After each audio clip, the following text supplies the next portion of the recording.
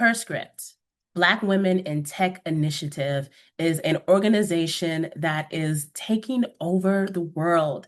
This organization is a Black woman-led nonprofit organization that is dedicated to building a space for Black women pursuing a career in technology. And I had the opportunity of a lifetime speaking with the co-founders of this organization. And we talked about it all: why they opened the organization, the impact that they're making in the lives of their members, and how you can be a part of their great work. So for more information, keep on watching, and I hope you enjoy the interview.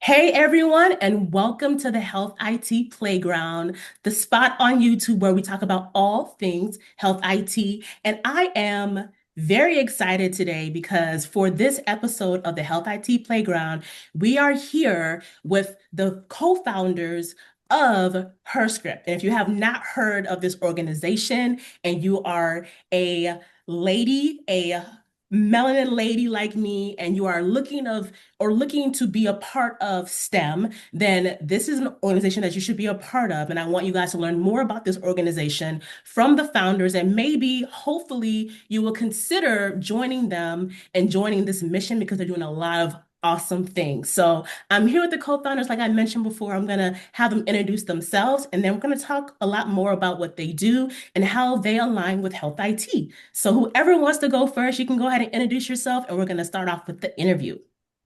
Okay. Hi, everyone. My name is Demi or Demilade, and I am the co-founder and co-president of herScript, Black Women in Tech Initiative. I am currently at the University of Texas at Austin as a biomedical engineering major, and I'm about to graduate in about a month. So exciting for that. After graduation, I'll be a data engineer at Johnson and Johnson. So within herScript, I am just the president internal, and I grew up in Houston, and I have a Nigerian background as well. So yeah, that's about me. Okay, I'm Maame Boateng, and I am currently a software engineer. I also attended UT Austin, and I studied public health and also applied stats as well. I am the co-founder of herScript, but I'm also the co-president external. So that means all of our partnerships, all of our professional development workshops, anything like that, I pretty much oversee and then help the team collaborate to get that done and get whatever we need to get accomplished. I have a Ghanaian background. I grew up in Ghana for a bit and then I moved here. So yeah, that's a bit about me.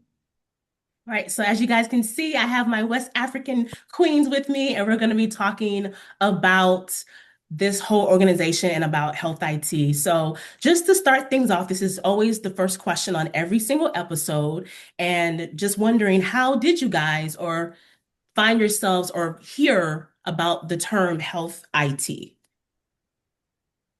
I guess I could go first. Within my major, biomedical engineering, that was health IT. When Yeah. I looked up what biomedical engineering was, it was like, okay, the sonograms, the CT scan, and all those different things, and also EHRs and different things like that. So that was my first introduction to health IT and how I kind of got introduced to what it was exactly. And through my major, I've been able to like learn about those different things and how technology shapes health IT and what goes into those things as well. And I learned about health IT also from my major as well. With studying public health, we had a track for informatics and anything CS and data science related, and that could be done in any way that you wanted to accomplish it. So whether it was taking more computer science classes or taking more data science classes or taking specific healthcare informatics classes, that was there and a really good option for me as well. And then my freshman year, I was actually in a health innovation lab for Adele Medical School, where we built an application that tracked opioid overdose rates.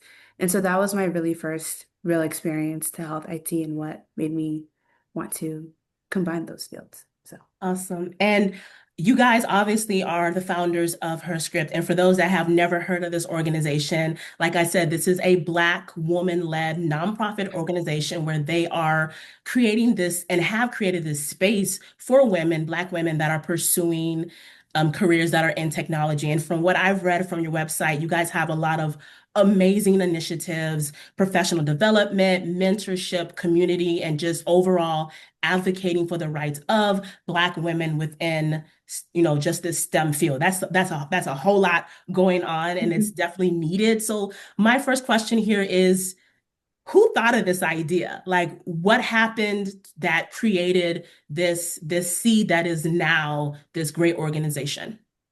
hmm I'll let Abena go first. I would say all great things are actually really organic, intrinsically, and just speaking a little bit for Demi, but not too much. We both have a very interdisciplinary nature when it comes to how we see the world, how we move, even how we think. We don't like limit ourselves in any boundaries of careers and fields. So if we're interested in two things, we're always going to try to find the best way to combine those things. And for us, and especially for me, that looked like creating a space where I could explore any avenue of technology without having the limit of industry or only thinking about I just want to be a product manager. I just want to be a software engineer. But what real impact do I want to have with my career? And how can I use the skill set that I'm creating and building right now to make impact in the world, have a good career, and also accomplish all the things I want to. And so that was a way that we were able to come up with that idea and think of it. And it really was just a space that we both needed that wasn't currently existing on our campus and in our community, as it was a little bit niche, coming from a non-CS background and wanting to branch to the technology space. There's not a lot of interdisciplinary organizations that focus on that. So being able to create that space for ourselves and have it grow into what it is really amazing. Yeah. And I would say too, just to echo what she said, like from the start, like I think what we kind of happened spontaneously. Like we were both very much pre-med and wanting to go into the medical field. But it was just like an instant switch that happened at the same time for the both of us that we wanted to transition into the tech industry. We didn't know, I know for myself, I didn't know exactly what that would look like. I did know like I had my sister, she had her mom as like role models to look up to in the tech space, but we knew like there was just so much more out there in the tech industry. And knowing that we had this information ourselves, we knew other people would want that information themselves too. So that really led us to create a space that people can really develop and grow within that community. And it's not that you need to have the biggest, most spontaneous, and like greatest background in tech, but you can just want to have an interest and passion in technology, and we're that space that you can learn and develop through that.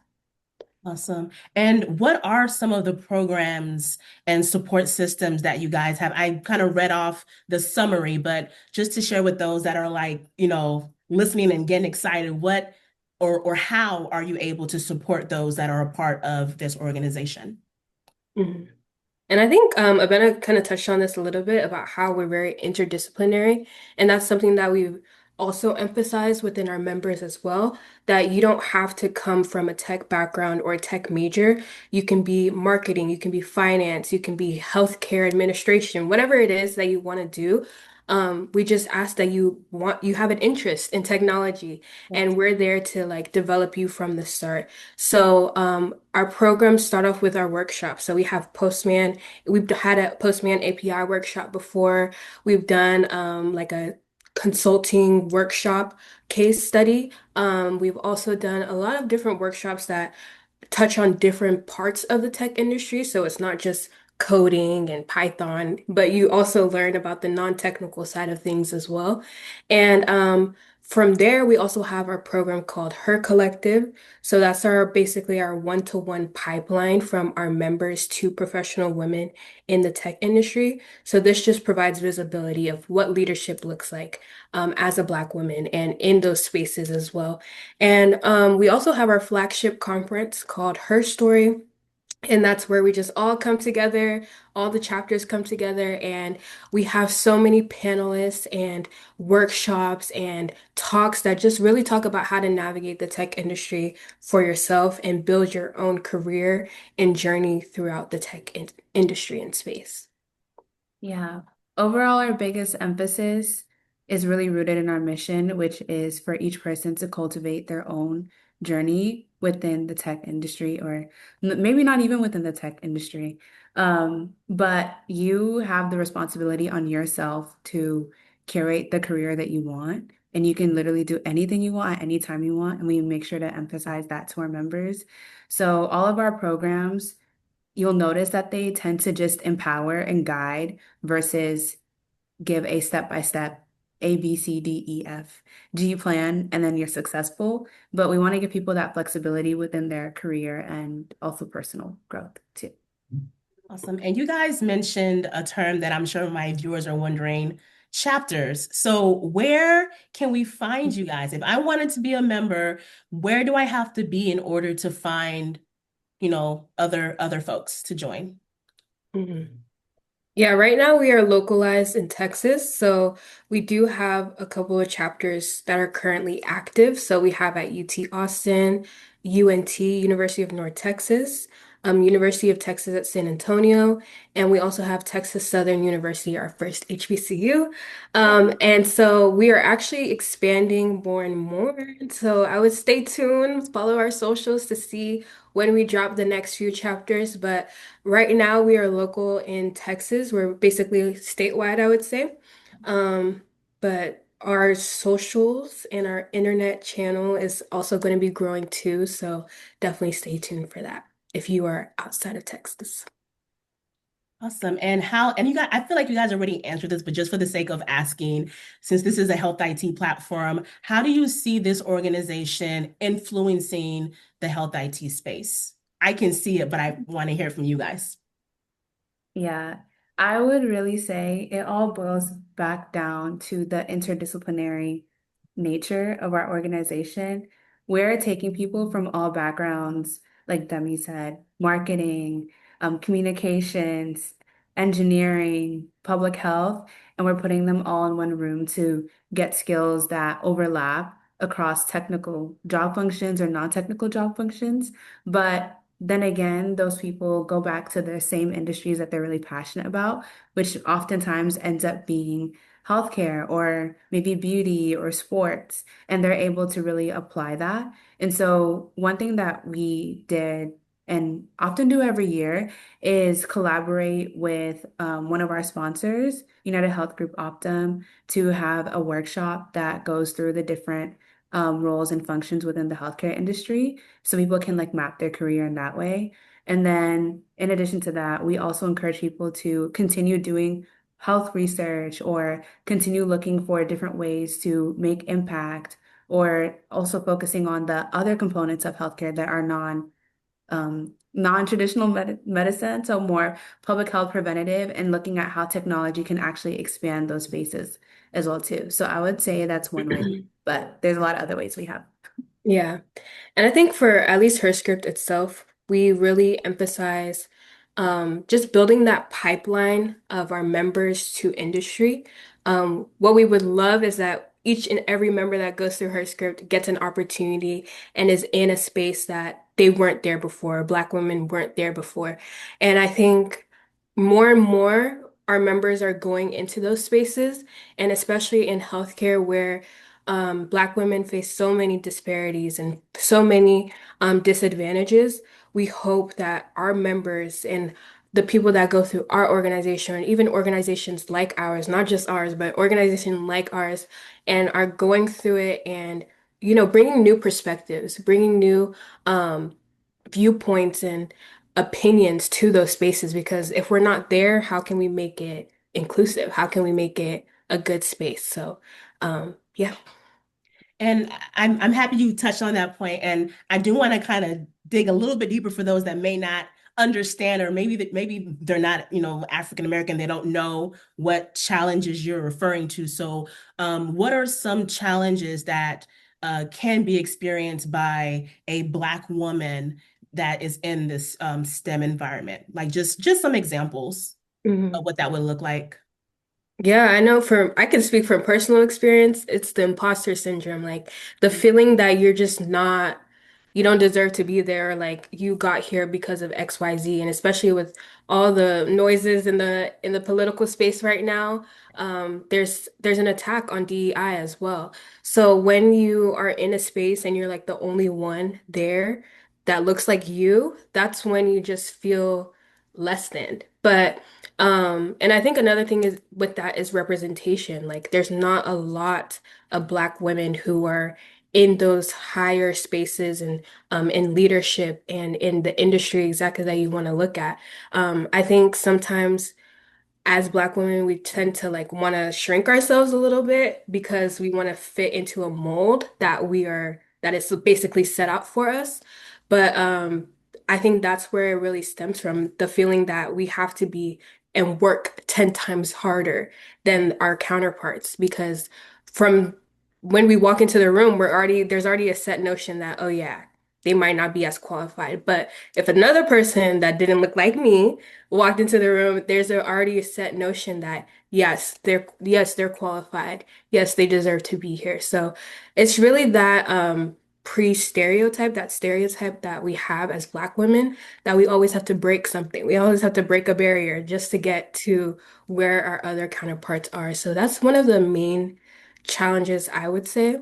So yeah. Yeah, I'd also like to add too, for me, growing up, I think one of the biggest challenges was for me more so just access to things and exposure to things. I grew up with my parents, especially my mom, just making my head really big and telling me I can do anything and really speaking a lot of life into me. And so even though I grew up in a lot of communities where I didn't have people that looked like me, what I did notice was that in addition to that imposter syndrome, it was also the fact that my classmates had access to a lot of things that I didn't have access to, the extra tutoring, the summer camps. There was a lot of times where I would have to write essays to get scholarships to go to the same like robotic summer camps, and then some people would just pay to go. And so that's not a rare thing though. And it's easy to acknowledge both coins where within the Black community or as Black women, we work really hard, but also a lot of us do experience a lack of exposure when it comes to educational opportunities, career opportunities, or maybe even just not knowing about certain career paths like being possible. And so that's one thing that I would say that is really important for the viewers to know and understand. And it's all of our jobs, whether it be organizationally or personally, to make sure that we're continuing to create an environment for the next generation so that they can have the things that we didn't have. And I would like to touch really quickly on one way that herScript has been doing that. So instead of just mainly focusing on our college or early career or mid-career, we've also been doing a lot of work with students in high school and also middle school as well, because when you have that mindset planted into you from an early age, and you also have that um, same opportunities, same level of exposure, you're able to really have a greater trajectory on your life in terms of what you think you can do and what you think you can accomplish. So, yeah. Yes, and one of the ways that I actually discovered you guys was actually on LinkedIn. I saw a post where there were a number of college students that got free access to attend Afrotech. And it was something that was through your organization sponsoring them to be able to Mhm. attend and giving them that exposure to all of these different careers and vendors and et cetera. So I'm like, wow, this is amazing, like a college organization that is really pushing students to not just be in the classroom, but see real world reality of how life is once you close the books and you're out there in the world and just what's going on in general. So that's kind of how I found you guys.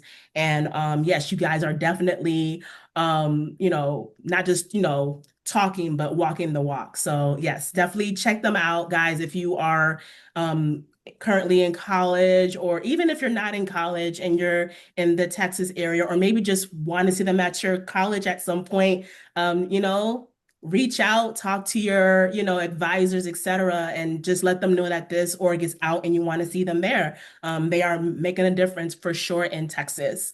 You guys did talk about how representation matters already, and all that. So I'm not going to go into that, but I do want to know what are some upcoming events that are happening for this organization for those that want to follow and meet you guys, or just watch a webinar or whatever that you guys have available. A little bit of answer.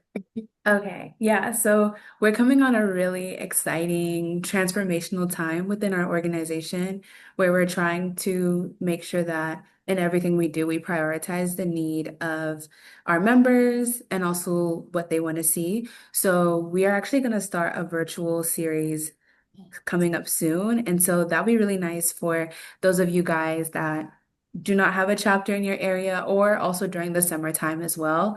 And then we're also gonna be really big on collaborating more with our chapters to have consistent, long-standing events and having more workshops that are actually on the ground and giving more resources and access and opportunities to students as well as early career members too. So those are some of the events. Yeah, and one thing that we announced at our conference and didn't really announce yet, I guess this is our second time announcing it, but we will be expanding our Her Story conference so that it could be held in the fall of 2027. So this will really expand the amount of company outreach we can do and the company opportunities we can have, especially since that is peak recruitment season. So this is just like feeding into our goal of creating that pipeline for our members to industry, in whatever industry that they want to be in, whether it's in tech or it's in fashion tech, health tech, financial tech, whatever it is tech. So, yeah. And for my, because actually, believe it or not, I have some younger people that watch this channel. So they're watching you. They maybe want to be a software engineer, a data, like a data analyst, person, and they don't really know where to start. You guys have kind of set that trail. What's your advice to that person that may want to do those things? How do they start now before they hit college? What can they be doing at this time? Yeah, I was really fortunate enough to have a mom that would put me, I was always like, how did you find this? Why do I have to do this? But really being able to look at what opportunities and clubs that your school offers is one. So if you guys have a robotics club, or maybe not a robotics club, where you can start your own club. Mhm. You can start your own club. And then in addition to that too, there are a lot of like summer camps and free initiatives at a lot of libraries that are offered. And then I would say one thing too that I think was harder to do when we were younger, that I think is a lot easier to do now, is actually researching the industries that you want to be in or whatever roles you want to be in. So I would start by, oh, what are all the tech roles, and searching up a YouTube video about that. And then whatever piques your interest, you continue watching more videos. And so maybe instead of, I always tell my little brother, maybe less game time and more watching videos about the careers you want to have, or less TikToks about funny stuff and more about a day in the life of a software engineer, and trying to learn through avenues that you already know that you like. So you don't have to go and read a million articles or even pick up 10 books, but use the current avenues that you already have, such as using AI or using YouTube or whatever else to research more about the tech industry, or whether it be the healthcare industry that you're interested in. And then make sure that the adults around you and the people that are around you, like your teachers, know that you have this interest because you never know who can be a guiding hand for you and what opportunities they know of. So those would be a couple of things, and I'm Yeah. sure Demi has some too. Yeah, I would say basically the same thing. Definitely in this day and age, we have such a great advantage of technology and the World Wide Web. Like you can search anything and anything will come up and it'll be instantly. So I would always say, whatever you are interested in, search up a program, a pre-collegiate program, if anything, or even a collegiate program that you can apply to by your freshman year. I think those programs are very essential. I know there's like MLT, SEO, and all those different things. And Abena is even a part of one of those as well. So those are programs that set up pipelines and direct networking for you. And there's a program out there for everything. Like honestly, everything. Like if you want to do book club, you can get a book club program and they'll send you books and stuff. Like anything is out there. So I think using your resources like the internet, the people around you, to create a network of people that can help you is very essential even before college because I know everything's happening so fast now. Like before it was like you can just get your internship junior year, have a full-time job at the end of college. But now it's like people start freshman year of high school. Like people are starting Yes. early. So you need to start early as well. Set yourself up to be great. Like you don't want to be behind, even though you're not behind, it's your own story, it's your own path. But definitely set yourself up for greatness by using the resources around you, like the internet and LinkedIn and all those different resources, because you're not too young for anything, Yeah. honestly. And one last thing I just remembered. Oh yeah, the LinkedIn thing. You can make a LinkedIn in high school. Hmm. Yeah, my brother has a LinkedIn. You can make a LinkedIn too. Yes. And those accomplishments are important and you get to see all the things going on in industry.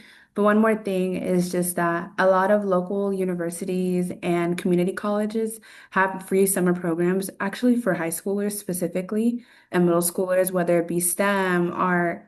Those are some of the programs that I did, and they're still around today. Hmm. So I would definitely get the help of a trusted adult and help look for those as well too. Awesome. So if you live in the state of Texas and you are a Black woman, and you are interested in doing STEM and you're, a college student, please look for them. You probably already saw them, but look them up, join a meeting, and connect because they're doing a lot of awesome things. And if I were, I'm old now, but if I was young and I was in college, I definitely would have attended a meeting. So with all that you guys are doing, let's say 5 years from now, where do you visualize this org looking like? What's the end goal here? Yeah. I Oprah? think You guys an Oprah. yeah. Honestly, from the very beginning, me and Abena knew like it was going to be more than just a chapter at a local university. I think we always had the goal in mind to increase the amount of chapters that we do have and become a national organization and even hit global spaces as well, wherever there that might be. I think we are very privileged in the US to have access to technology and have access to different resources. And we hope that herScript can also be a helpful tool for other countries and people around, even in the US, that don't have access to technology as well. So that's where I visually see us as an organization. And I just hope that herScript continuously grows into a direct pipeline. I've kind of like reiterated this, but a direct pipeline for members to get into industry. Like once you see herScript on that resume, you're in there, like type of thing. So we just really hope that we continue to grow our network, grow our partnerships, and create meaningful community so that people feel welcome, prepared, and developed through herScript. And hopefully that grows into a national global scale. So I would also like to add one thing that we really want to see happen in the next 5 years is just the strengthening of our programs, having really, really good programs, whether it be workshops, whether it be tech talks, Yes. which is a workshop, but like not a workshop. Yes. Yeah. Or whether it be through our like mentorship program, we really just want to get really good with the programs that we do have and make sure that they are good touch points for exposure. But then people are also walking away with a new skill each and every time, and they're feeling that they've grown. And then they're also recommending their friends to join too, because that's how this all started, was by one friend looking out for another friend and vice versa, and making sure that we have the community to lift each other up together. And so that's what we really want to see the space become, is that people will learn to make it their own, but then it'll also be just overall a really well run and great program. Awesome. And my final question here was, how can the actual viewers get involved or support her scripts? So I have 1,000 ways that they could in my head. Sponsorship, you have a conference, you have, I'm sure, speakers, students that want to support, but I'll let you guys answer because it's not my org. How do you guys or how could my viewers support this great mission? Yeah. I think support is multifaceted. It can start by just simply following us on our social medias to being a full-time sponsor of our organization. So the biggest way is obviously following our social media. That's where we post everything.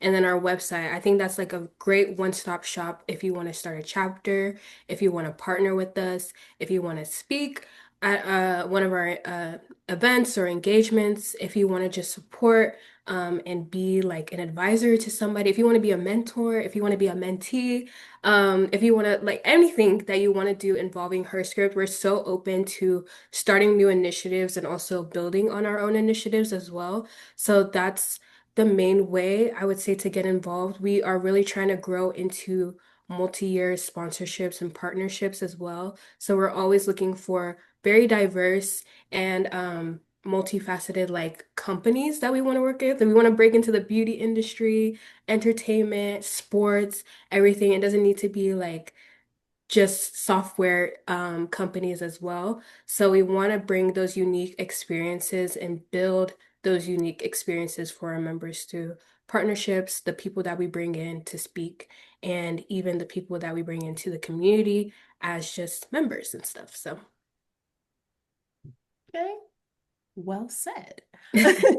So, can you plug, and I will have this as well in the description, but for someone that's just watching and listening, can you name all your social medias and all those things of where they can find you for those that are listening and not watching on the computer? yes, we're on Instagram at herScript.org. So HERSCRIPTORG. I'm going to make sure I spelled that right.